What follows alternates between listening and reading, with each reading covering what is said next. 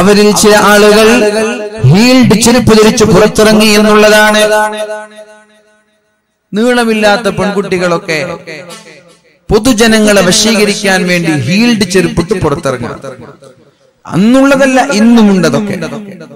എന്തിനേറെ മോതിരം ധരിക്കുമ്പോൾ വരെ അവിടുത്തെ സ്ത്രീകളുടെ ലക്ഷ്യം എന്താണ്? ഈ മോതിരം ധരിക്കുന്നതിൽ വരെ സ്ത്രീകളുടെ ലക്ഷ്യം ഈ മോതിരത്തിന്റെ താഴ്ഭാഗത്ത് നല്ല സുഗന്ധമുള്ള മിസ്ക് അവർ പുരട്ടാറുണ്ടായിരുന്നു. നല്ല സുഗന്ധമുള്ള പെർഫ്യൂമുകൾ, മിസ്കുകൾ, കസ്തൂരി. എന്നിട്ട് അവരെന്ത് ചെയ്യും? പൊതുജനങ്ങളുള്ള സമയങ്ങളിൽ, ആളുകൾ ഒരുമിച്ച് കൂടിയ സ്ഥലങ്ങളിൽ ഈ മോതിരം അവർ ഇളക്കാറുണ്ടായിരുന്നു.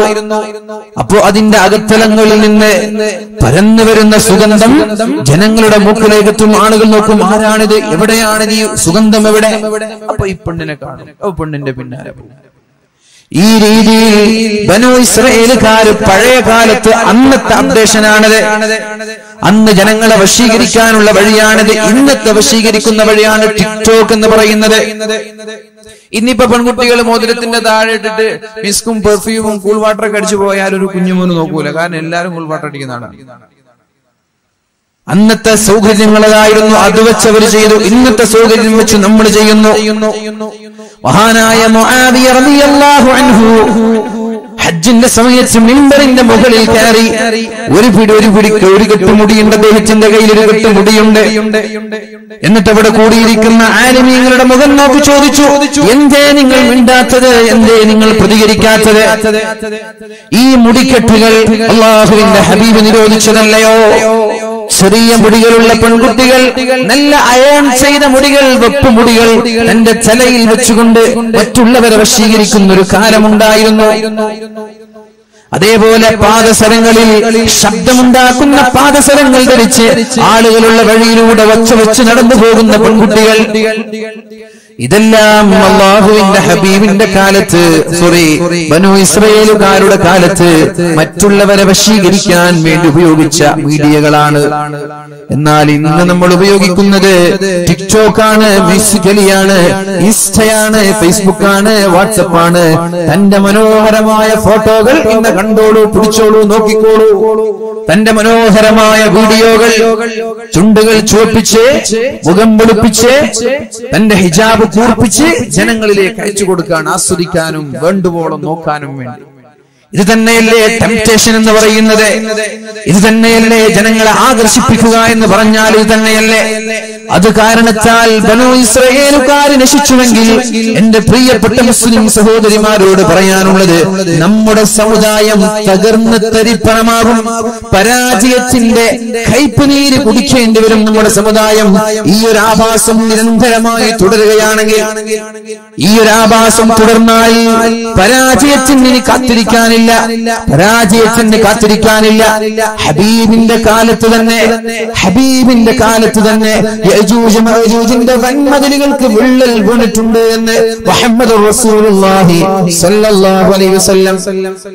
ഹബീബിന്റെ കാലത്ത് യജൂജ് മഅജൂജിന്റെ വൻമതിലുകൾക്ക് വിള്ളൽ വീണിട്ടുണ്ട് എന്നാണ്. എന്നാൽ ആ വിള്ളലുകൾക്ക് വലിപ്പം കൂടി ഇതാ നമ്മൾ നശിക്കാൻ പോവുകയാണ്, തകരാൻ പോവുകയാണ്, പരാജയത്തിന്റെ കൈപ്പുനീര് കുടിക്കാൻ പോവുകയാണ്. അതുകൊണ്ട് എന്റെ പ്രിയപ്പെട്ട സഹോദരിമാരോട് പറയാനുള്ളത്, ഇത്തരം മീഡിയകളിൽ നിന്ന് മാറി നിൽക്കണം എന്നല്ല ഞാൻ പറയുന്നത്. അത് നിങ്ങളുടെ ഇഷ്ടമാണ്. ഹലാലായ രീതിയിൽ എങ്ങനെ ഉപയോഗിക്കാൻ പറ്റുമെന്ന് നിങ്ങളാണ് ആലോചിക്കേണ്ടത്. അപ്പൊ നമ്മൾ എന്ത് ചെയ്യണം? എന്താണ് ഇനി നമ്മൾ ചെയ്യേണ്ടത്?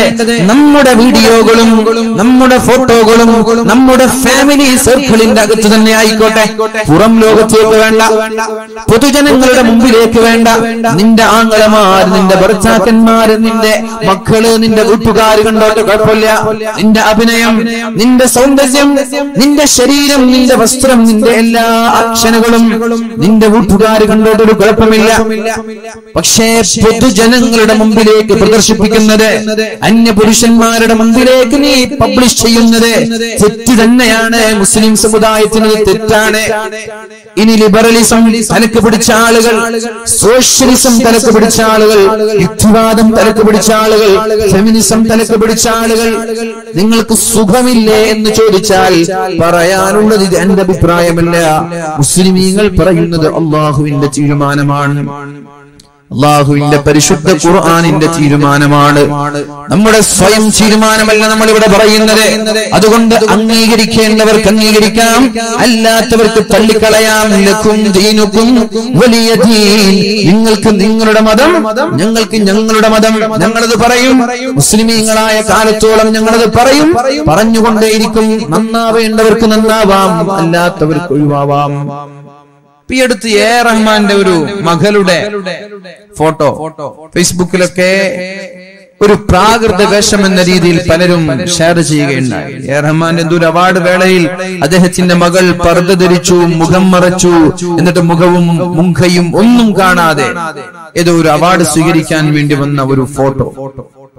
അദ്ദേഹത്തിനെതിരെ പലരും കുതിര കയറി, നിങ്ങൾ ഇങ്ങനെയാകുമെന്ന് ഞങ്ങൾ വിചാരിച്ചില്ല, ഇത്രത്തോളം അപരിഷ്കൃതനാകുമെന്ന് വിചാരിച്ചില്ല.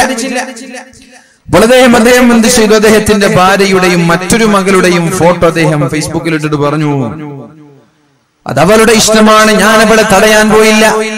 എന്റെ ഒരു ഭാര്യ തലമറക്കാതെ ജീവിക്കുന്നുണ്ട്, എന്റെ ഒരു മകളും തലമറക്കാതെ ജീവിക്കുന്നുണ്ട്, ഞാൻ അവളെയും തടഞ്ഞില്ല. ഇപ്പുറത്തൊരു പെണ്ണ് പർദ്ദ ധരിച്ച്, മുഖം ധരിച്ച്, കയ്യൊറ ധരിച്ച് ജീവിക്കുന്നുണ്ട്, അവളെയും ഞാൻ തടഞ്ഞില്ല. എന്നാൽ യുക്തിവാദികൾക്ക് എന്താ വേണ്ടത്? തലമറക്കാതെ ശരീരത്തിന്റെ ഔറത്ത് മറച്ച ആളുകളെ ഒരു പിതാവ് തടയുന്നത് അവർക്ക് ഇഷ്ടമല്ല. ഏതെങ്കിലും ഒരു പെണ്ണ് തലമറക്കാതെ ഔറത്ത് മറക്കാതെ പൊതുജനങ്ങൾക്കിടയിൽ ഇറങ്ങുകയും അതിന്റെ പേരിൽ പിതാവ് ശകാരിക്കുകയും ചെയ്താൽ കുതിര കയറാൻ ഇവിടെ യുക്തിവാദികൾ വരും. അദ്ദേഹത്തിന്റെ ഭാര്യയും മകളും തലമറക്കാത്തതിൽ അവർക്ക് യാതൊരു കുഴപ്പമില്ല, മുഖം മറക്കാത്തതിൽ കുഴപ്പമില്ല, ശരീരത്തിന്റെ അവയവങ്ങൾ മറക്കാത്തതിൽ അവർക്ക് കുഴപ്പമില്ല. അവരുടെ കുഴപ്പം ഒരു പെണ്ണ് അവളുടെ സന്തുഷ്ടപ്രകാരം, അവളുടെ സ്വയം ആഗ്രഹപ്രകാരം ശരീരം മുഴുവനും മറച്ചാൽ യുക്തിവാദികളെ നിങ്ങൾക്കെന്ത്, ഫെമിനിസ്റ്റുകളെ നിങ്ങൾക്കെന്ത്, ലിബറലിസം തലക്ക് പിടിച്ച നിരീശ്വരവാദികളെ നിങ്ങൾക്കെന്ത്? ഓരോ ആളുകളുടെ ഇഷ്ടമല്ലേ ഓരോ ആളുകൾ വേഷം ധരിക്കുന്നത്, ഓരോ ആളുകൾ വസ്ത്രം ധരിക്കുന്നത്, ഓരോ ആളുകളുടെ ഇഷ്ടമല്ലേ ചുറിയാൻ വരരുത്. നിങ്ങൾക്ക് ഇഷ്ടമുള്ളത് നിങ്ങൾക്ക് ധരിക്കാം, നമ്മൾക്ക് ഇഷ്ടമുള്ളത് നമ്മൾ ധരിക്കുന്നത്ര മാത്രം. അത് തന്നെയാണ് വാലിലും ഒരാളെയും ഇവിടെ നിർബന്ധിക്കാൻ പോകുന്നില്ല.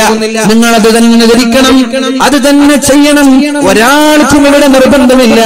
വേണ്ടവർക്ക് കേൾക്കാം, അല്ലാത്തവർക്ക് തള്ളാം. അതാണ് നമ്മുടെ വാലിന്റെ ഉദ്ദേശം. ഇവിടുത്തെ വാലുകൾ വേണ്ടവർക്ക് കൊള്ളാം, അല്ലാത്തവർക്ക് തള്ളാം, വേണ്ടവർക്ക് ഉൾക്കൊള്ളാം, അല്ലാത്തവർക്ക് അവഗണിക്കാം. ഒരാളെയും നിർബന്ധിപ്പിച്ചത് ചെയ്യണമെന്ന് ഇസ്ലാം എവിടെയും പറയുന്നില്ല. ദീനിൽ അടിച്ചേൽപ്പിക്കുന്ന സമ്പ്രദായമേ ഇല്ല എന്ന് പരിശുദ്ധ ഖുർആനിൽ അല്ലാഹു പറയുന്നുണ്ട്. അതുകൊണ്ട് ഒരൽപ്പമെങ്കിലും എന്റെ ശബ്ദം ശ്രവിക്കുന്ന പ്രിയപ്പെട്ട സഹോദരിമാരോട്, ചെറുപ്പക്കാരികളോട് എനിക്ക് പറയാനുള്ളത്, നിങ്ങൾ യഥാർത്ഥ മുസ്ലിമാണെങ്കിൽ, അള്ളാഹുവിനെ പേടിയുള്ള ഒരു സത്യവിശ്വാസിനിയാണെങ്കിൽ നിങ്ങളോടാണ് പറയുന്നത്.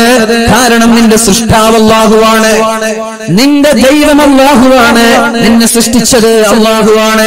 അപ്പൊ നിന്റെ തീരുമാനം പറയേണ്ടത്, നീ എന്ത് ധരിക്കണം, നീ എങ്ങനെ ജീവിക്കണം, നീ എന്ത് തിന്നണം എന്ന് പറയേണ്ടത് അള്ളാഹുവാണ്. ഈ മൈക്കിന്റെ പ്രൊഡ്യൂസറാണ്, ഇതിന്റെ സൃഷ്ടാവാണ്.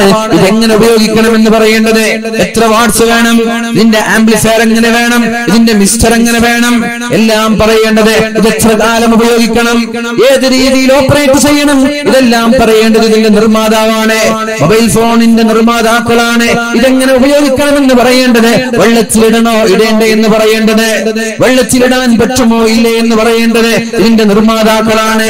എല്ലാ നിർമ്മാതാക്കൾക്കും അവരവരുടെ സ്വാതന്ത്ര്യം നൽകിയപ്പോ എന്റെ സർവ്വലോക സൃഷ്ടാവായ അള്ളാഹുവിന്റെ സൃഷ്ടികളെന്ന് വിശ്വസിക്കുന്ന മുസ്ലിം സമുദായത്തിലെ മുസ്ലിമീങ്ങൾ നിങ്ങൾക്ക് അള്ളാഹു പറഞ്ഞത്, അവരുടെ സൃഷ്ടാവ് പറഞ്ഞത് ഉൾക്കൊള്ളാൻ നിങ്ങൾക്ക് സമ്മതം നൽകാൻ കഴിയാതെ വന്നുപോയത്? എന്തേ നിങ്ങൾക്ക് ചൊറിച്ചിൽ വരുന്നത്? അതുകൊണ്ട് എന്റെ ശബ്ദം ശ്രവിക്കുന്ന പ്രിയപ്പെട്ട സഹോദരിമാരോട് പറയാനുള്ളത്, നമ്മൾ എന്ത് ചെയ്യണം? അള്ളാഹുവിനെ പേടിയുള്ളവരാണെങ്കിൽ, അല്ലെങ്കിൽ കുഴപ്പമില്ല, ദീനിൽ വിശ്വസിക്കുന്നവരാണെങ്കിൽ ഇത്തരം ആഭാസങ്ങളിൽ നിന്ന് മാറി നിൽക്കണം. നമ്മുടെ ഔറത്ത്, നമ്മുടെ സൗന്ദര്യം, അത് നമ്മുടെ ഭർത്താവിനെ നമ്മുടെ വീട്ടുകാരുടെ മുമ്പിൽ പ്രദർശിപ്പിക്കാനുള്ളതാണ്. അല്ലാതെ പൊതുജനങ്ങളുടെ മുമ്പിൽ ഔറത്ത് വെളിവാക്കി നടക്കുന്നത് ഏത് യുക്തിവാദിക്കാണ് അതൊരു രസകരമായി തോന്നിയത്? ചില ആളുകൾക്ക് ഇത് രസകരമായി തോന്നും. മുസ്ലിമീങ്ങളിൽപ്പെട്ട ചില ആളുകൾക്ക് തന്നെ അത് രസകരമായിട്ട് തോന്നും. എല്ലാവർക്കും അല്ല, മുസ്ലിമീങ്ങൾക്ക് വരെ ചില ആളുകൾ. എന്തിനേറെ പറയണം, ചില ആരോപണങ്ങൾ കടന്നു വരുമ്പോൾ വരെ ആഘോഷിക്കുന്ന ആളുകളുണ്ട്, ആഘോഷിക്കുന്നവർ. എന്തിനാണ് ആരോപണങ്ങളിൽ നമ്മൾ ആഘോഷിക്കുന്നത്? ആരോപണങ്ങൾ എന്തിനാണ് നമ്മൾ പരസ്യപ്പെടുത്തുന്നത്?